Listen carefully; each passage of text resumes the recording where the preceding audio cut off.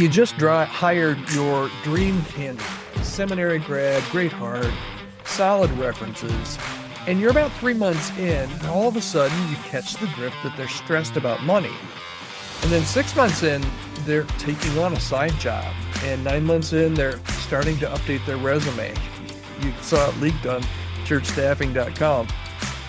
And you're thinking that they weren't really committed to ministry or to your church, and they're thinking that you weren't honest about the financial reality. It just seems like something was amiss. What started off so well 9 or 12 months into it just seems, at least from a financial standpoint, that you're questioning what they're doing and they're questioning what you told them.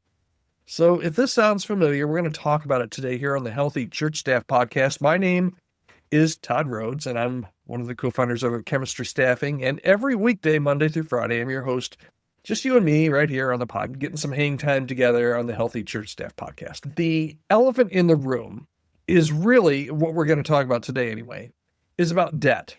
Okay, we're going to talk about the student debt conversation that I'm guessing you're probably not having with most of your staff before you hire them.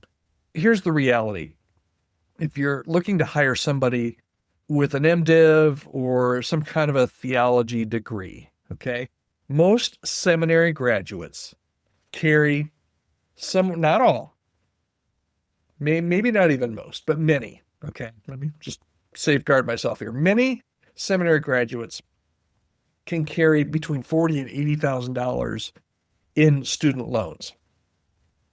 $40,000 to $80,000 in student loans. That's a car payment and a half every month. A lot of times we act like ministry calling trumps math. But debt doesn't disappear just because somebody loves Jesus and just because somebody is in ministry and takes a job at your church. And here's where it gets a little bit messy because we do a little bit of a dance. In our hiring, we talk about compensation packages in round numbers.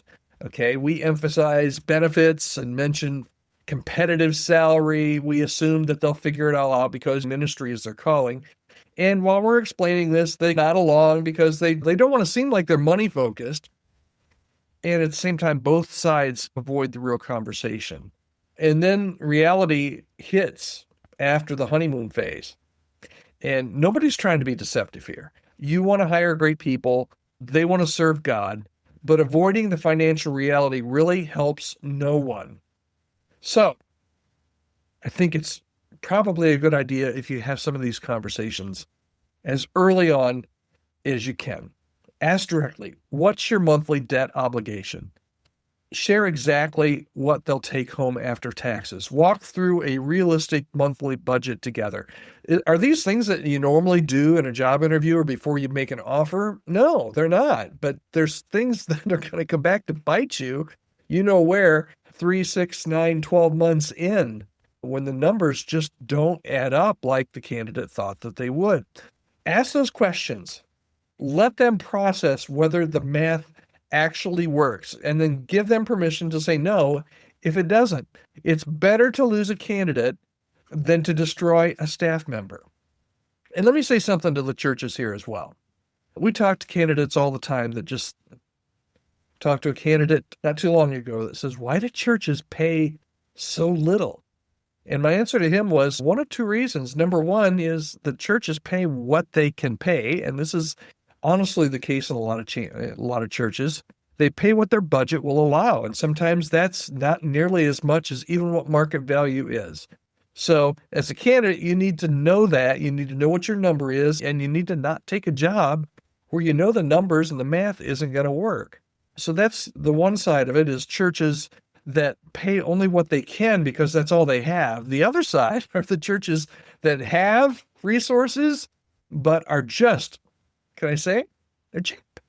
You've got money in your budget, but you still want to hire that youth pastor for $35,000. That says a lot about your church. And if you're a candidating or interviewing at that church, you need to be wise. You need to put those numbers together. And if you're a church, man, don't be cheap. Don't be cheap. We always tell our churches, hey, be as generous as you can. If the money's there, and you don't have to throw $150,000 in an $80,000 roll, but you need to pay the 80 rather than the 50.